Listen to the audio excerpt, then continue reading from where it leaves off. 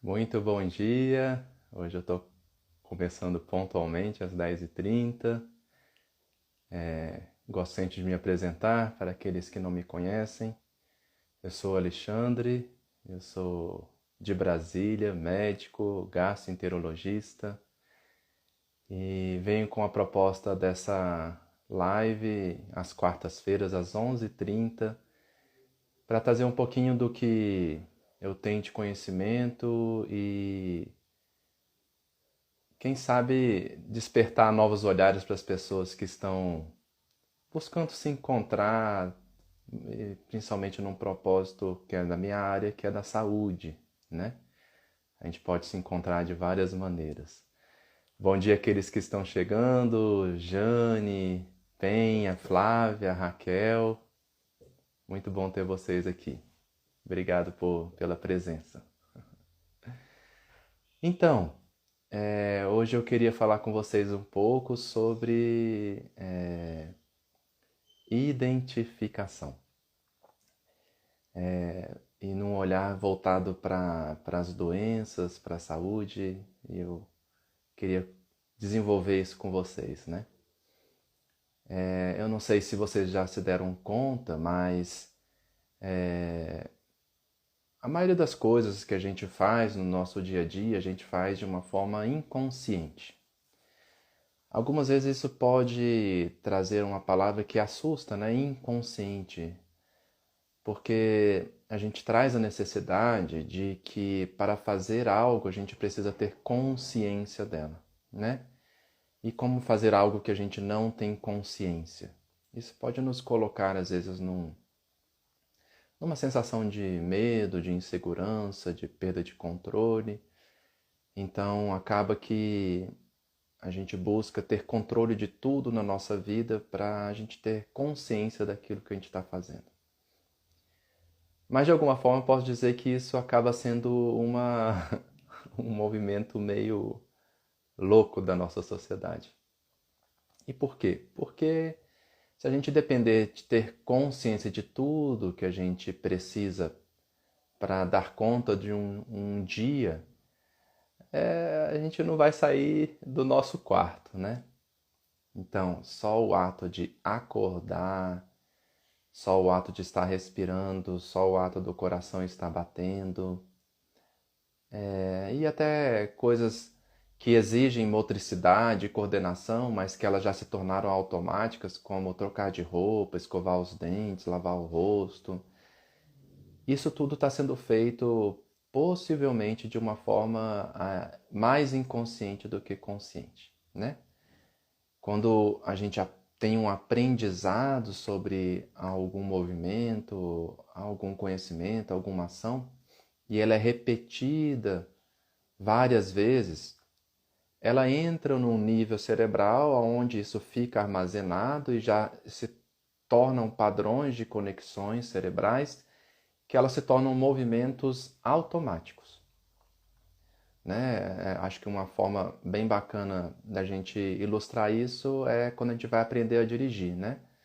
Naquele primeiro momento, aquele desconhecido, a gente fica assim, nossa, mas como que eu vou dirigir, né? Estando de carro, movimento, acelera para 20 km por hora, já acha que está 100 km por hora, bate aquele medo, aí quer acelerar, quer frear, acaba acelerando. E aí a gente vai se encontrando, graças a Deus fica um monitor do nosso lado, nos ensinando. Aí a gente não sabe se passa a marcha, se olha para a tela, para frente, né, para o carro, é, esquece qual é o pé direito, qual é o pé esquerdo, e aí, bom, com o tempo isso vai se tornando um aprendizado e com as repetições e com mais erros do que acertos. É importante a gente lembrar isso. É um aprendizado até a gente tomar e empoderar aquilo que a gente aprendeu tem mais erros do que acertos. E então a gente aprende a dirigir e ela se torna algo automático. Então eu não preciso mais pensar que a mão direita é a que está ali na maçaneta para passar a marcha, que eu preciso segurar as duas mãos no volante, que meu pé direito onde eu freio, onde eu passo a marcha. Para aqueles que ainda têm carros manuais, o esquerdo acelera. Você vê que até agora eu estou parando para pensar como é o processo, porque ele já se tornou automático para mim também. Então, esse movimento ele se tornou automático. Se ele não se tornasse automático, eu estaria igual lá naquele começo, né? Andando a 20 por hora, não tendo coragem de fazer movimentos mais acelerados, porque eu ainda não senti confiança naquilo que eu estou fazendo. Então, de fato, a maioria das nossas ações, e vocês podem, quando me escutam, começar a refletir que a maioria das nossas ações são ações automáticas, são ações inconscientes. E a partir daí, então, a gente consegue lidar com aquilo que a gente já conhece no nosso dia a dia. E o que acontece, então, quando a gente lida com algo que a gente não conhece, com algo novo? Não tem mais como ser automático. Se fosse automático, a gente não saberia para onde ir, ou talvez a gente poderia tomar um caminho errado, ou talvez a gente poderia se machucar. Então, naquele novo, gera uma paralisação para refletir o que fazer, né? E é onde vem o quê? Vem aquela energia que nos coloca em alerta, como, por exemplo, de repente o sinal está verde e você está acostumado de ir naquele lugar e você até já, sem nem perceber, já sabe o tempo daquele semáforo e de repente você começou de repente ficou vermelho. E aí você se toma de surpresa, vem aquele medo, que é a emoção que nos traz o alerta, acelera o nosso coração, respiramos mais forte e pronto, freamos. A partir do freio, que foi algo instintivo, vem agora começar a refletir. Tá, o que eu vou fazer a partir daqui? Não é algo que eu estava planejando. Fugiu do meu controle. E aí, gente, o que acontece com o nosso corpo a partir daí? Você já teve medo? Você já levou um susto? O que acontece a partir daí? O nosso corpo fala. Já parou para pensar nisso? Então, em mim, por exemplo, vem uma dor no estômago. Eu estou falando e estou lembrando de situações de medo. É muito engraçado isso, né? A gente pode viver virtualmente tudo que a gente quiser. E eu estou aqui vivendo, então estou começando a sentir aqui um embrulho no estômago, um frio, aí dá aqui uma dor no peito, um certo aperto. Dá uma sensação, não sei se meu coração está acelerado mesmo, mas dá uma sensação que o meu coração começou a acelerar. Senti uma leve tensão aqui. Pronto, meu corpo está falando comigo. Então, o que ele está falando comigo? Alexandre, como que o corpo está falando comigo? Isso é papo de gente doida? Você está filosofando demais? Bom, é uma maneira que a gente consegue dizer a fala, a linguagem. Então, quando eu falo o corpo está falando comigo, ele está trazendo uma linguagem comigo. Ele não está falando de forma racional, com articulação da voz, emissão de sons, em português bem definido. Não, nada disso. Ele está falando a linguagem que ele sabe. E qual a linguagem que ele sabe? A linguagem biológica. E qual é a linguagem biológica para falar conosco? Os nossos sintomas.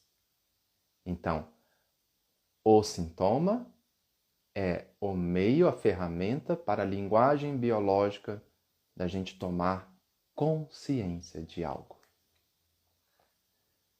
Porque se eu sinto um vazio, um frio no estômago, uma angústia, uma dor no peito, algo vai me chamar a atenção. Então, a partir do momento que eu tenho a atenção àquilo que está acontecendo comigo, pronto, deixei de fazer o meu movimento automático e eu preciso parar para tomar consciência daquilo que eu estou fazendo. E aí vem um novo aprendizado. Aqueles que estão abertos. Pode ser que simplesmente venha aquela sensação, não tenho tempo para isso não, eu estou com pressa, eu preciso ir. e eu preciso seguir a minha vida porque eu estou atrasado por meu trabalho. Bom, talvez ali não tenha muito aprendizado. Algum vai ter, mas talvez não de forma tão consciente.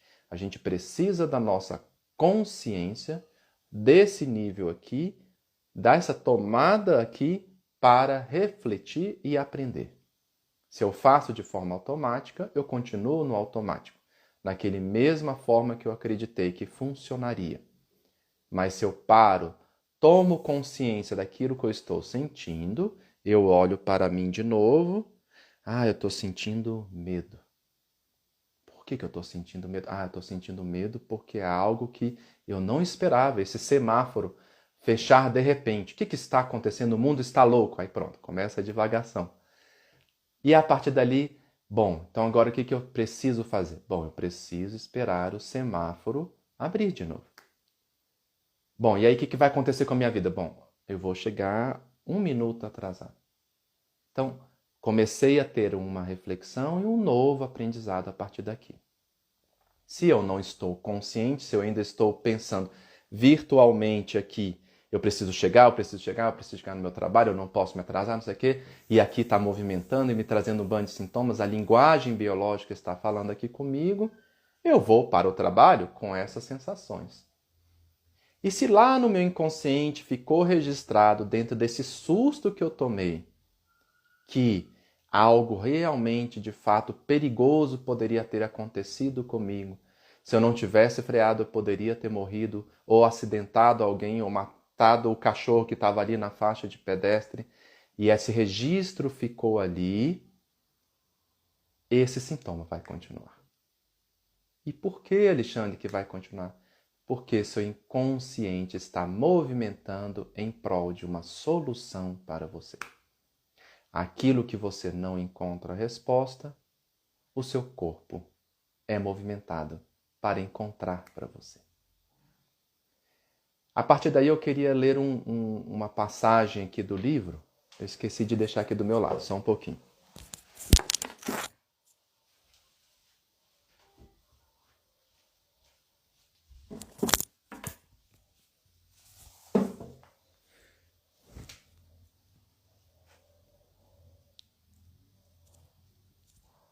Onde eu acho que, para quem tem mais conhecimento, os nossos mestres conseguem dizer melhor do que a mim o que eu estou tentando dizer.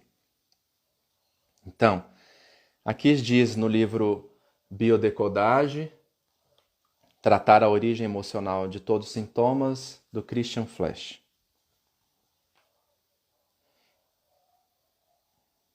O que é um sintoma, então? É um telefone tocando. O corpo não decide tocar sozinho, gente.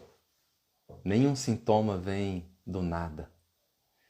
É lógico, eu acho que isso a maioria de nós tem consciência, porque se vem em busca de um médico, de um profissional de saúde, ele está buscando esse porquê. Por que está acontecendo comigo? O que está acontecendo comigo? É-lhe pedido que toque. Não é o telefone que toma a decisão de tocar. Ele reage.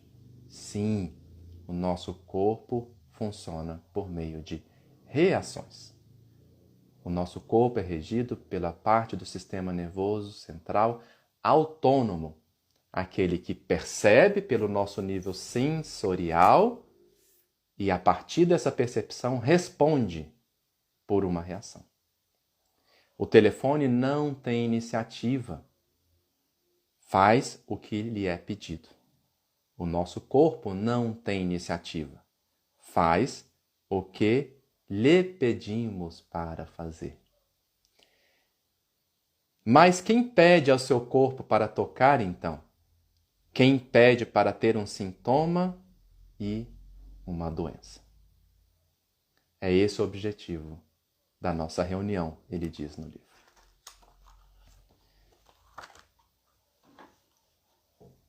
Tem uma frase de Jung, porque quando a gente lê, então, e acaba concluindo, então, eu estou pedindo para ter uma doença, é algo, uma afirmação muito forte de se fazer, né?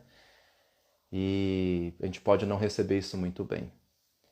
Jung diz assim: a doença é o esforço que a natureza faz para curar.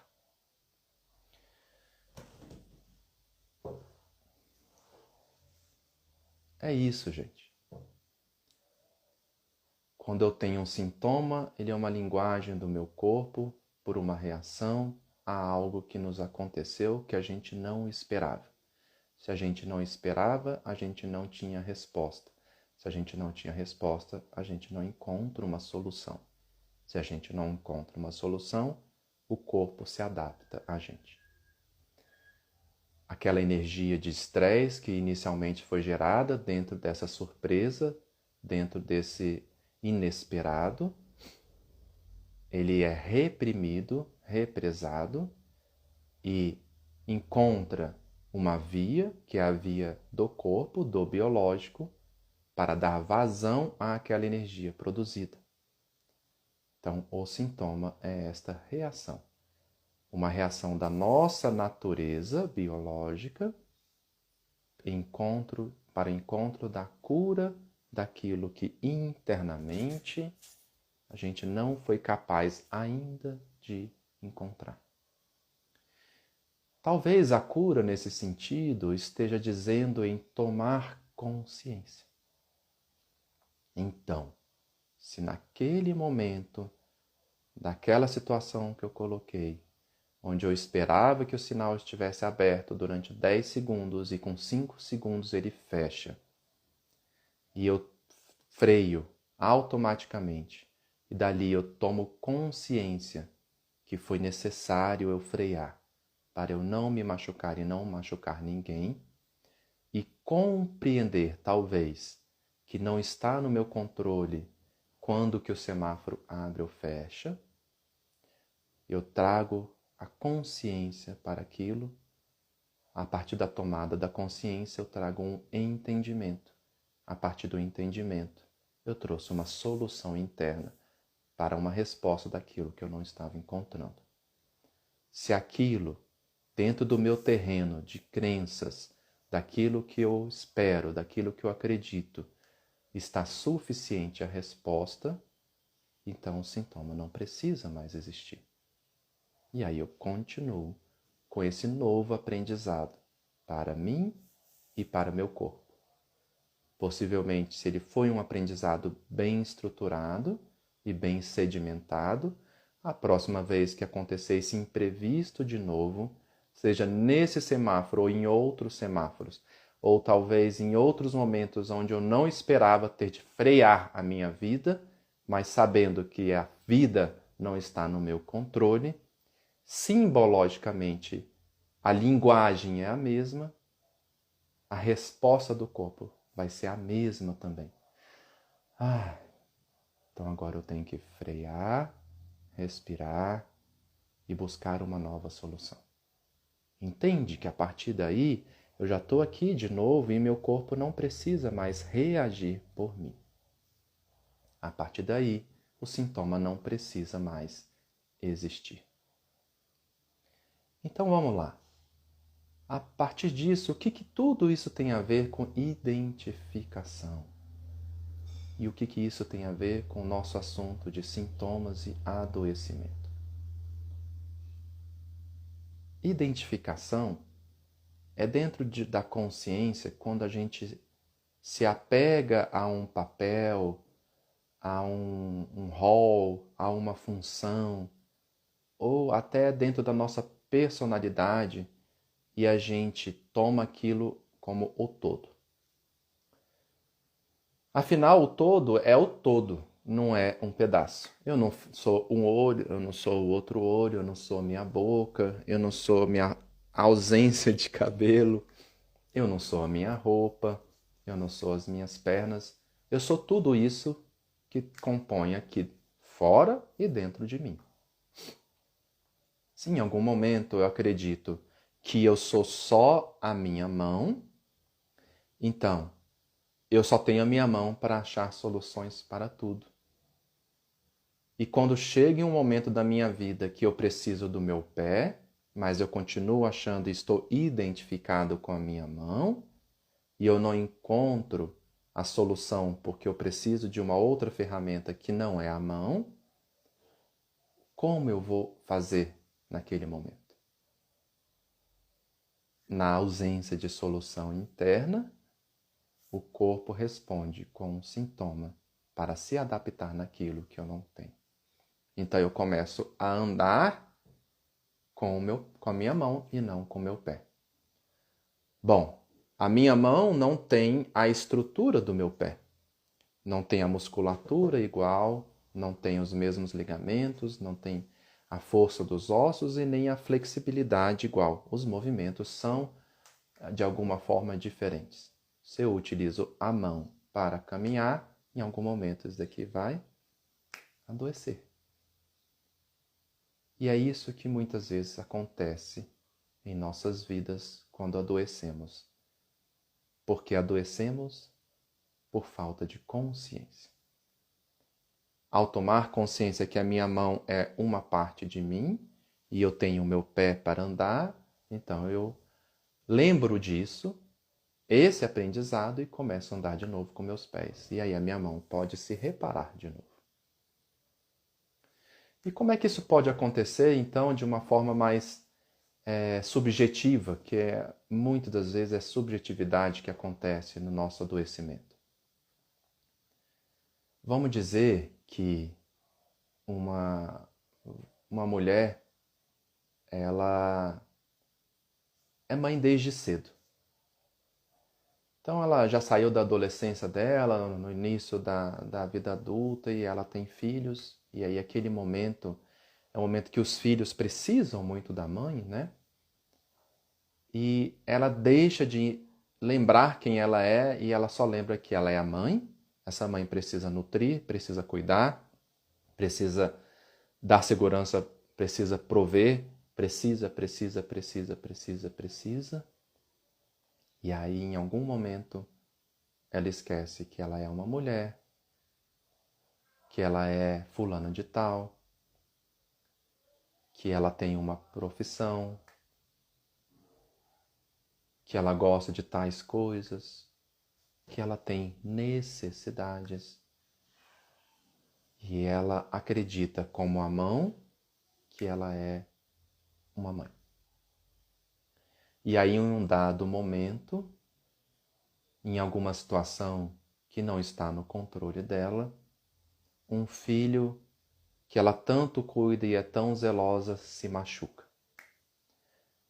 E dentro daquelas crenças do que significa ser mãe, ela acredita que para ser mãe é não permitir que o filho se machuque. Se o filho se machuca, ela não está sendo uma mãe ou uma boa mãe, talvez, nesse valor. E aí, naquele momento, ela acreditou que ela não foi uma boa mãe. E dentro daquela crença, se ela não é uma boa mãe, ela não é capaz de dar segurança para aquela criança.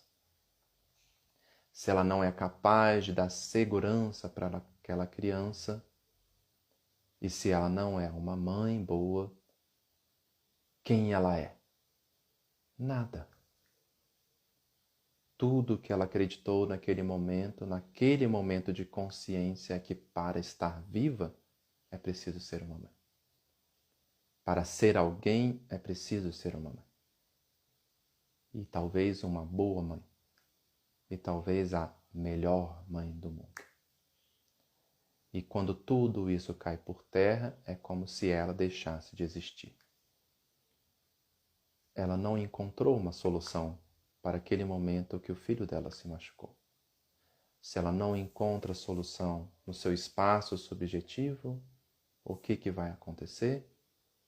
O corpo biológico está a serviço dessa pessoa.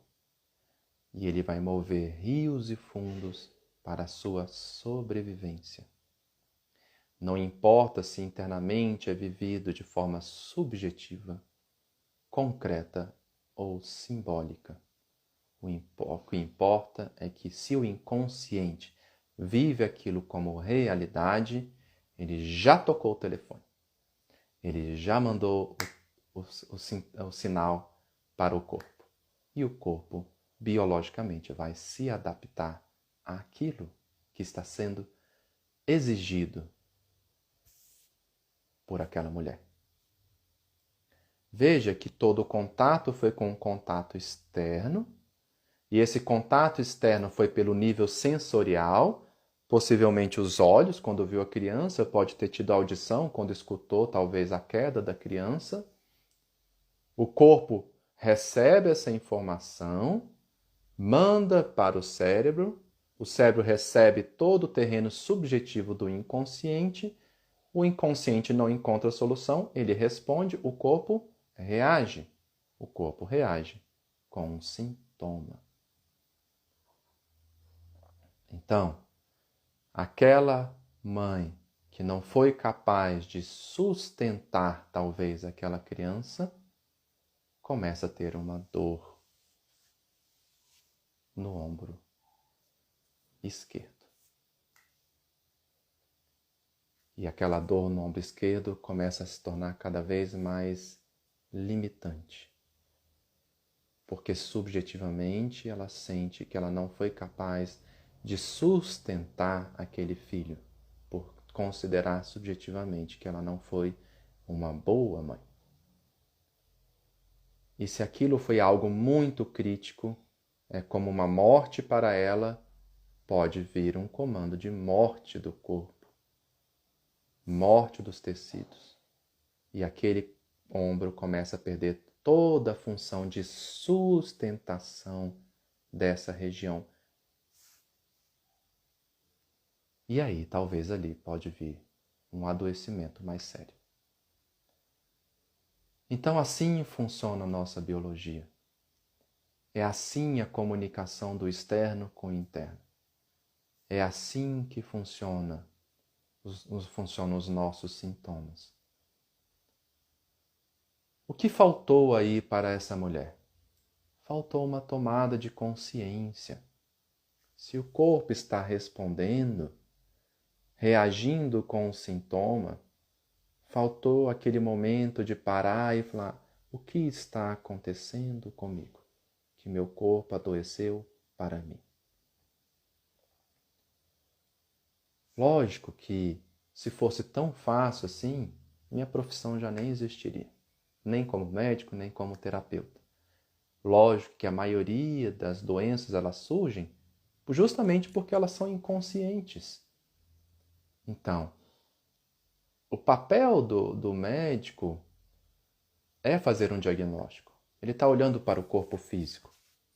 O papel, talvez, do terapeuta, e um médico, mesmo não sendo terapeuta, pode fazer esse papel, é ajudar a pessoa a caminhar junto com ela e encontrar essa tomada de consciência do que subjetivamente está acontecendo com ela, que está gerando um conflito interno, para que ela, a partir dali, ressignifique, olhe de novo para aquela situação.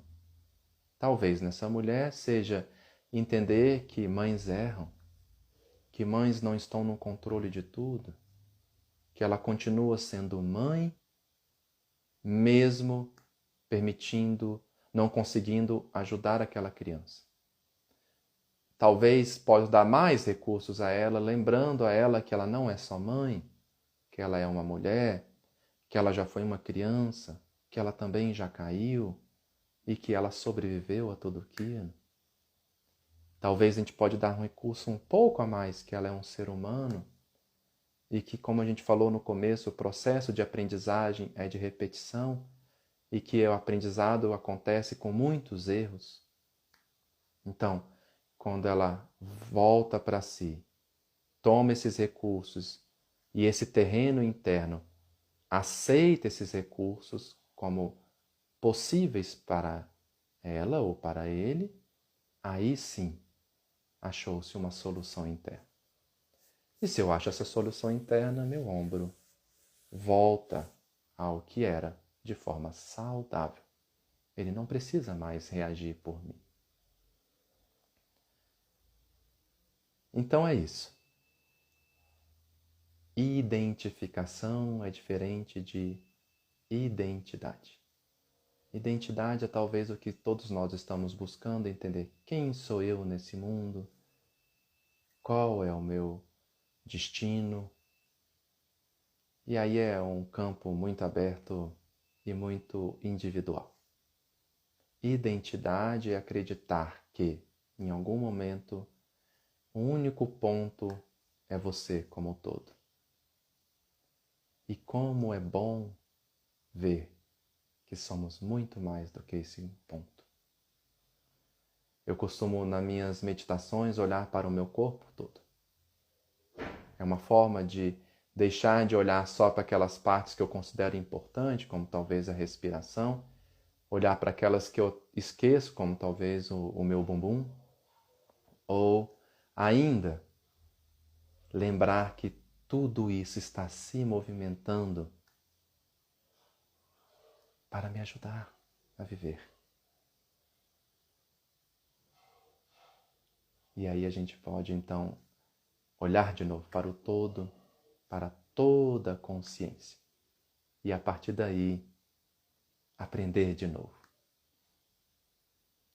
E por último, eu queria deixar esse recado. Estejam sempre abertos. Abertos para o aprendizado. Aquele que adoece é aquele que cristalizou em algum momento, em alguma crença, em alguma forma de achar uma coisa ou outra. Tá tudo bem. Adoecer faz parte, todos vamos adoecer. Mas se você está realmente interessado em sair do seu adoecimento, esteja aberto. Aberto a olhar de novo para as mesmas coisas. E, o mais divino de tudo, você transformá-la. Tudo de bom, gente. Boa semana.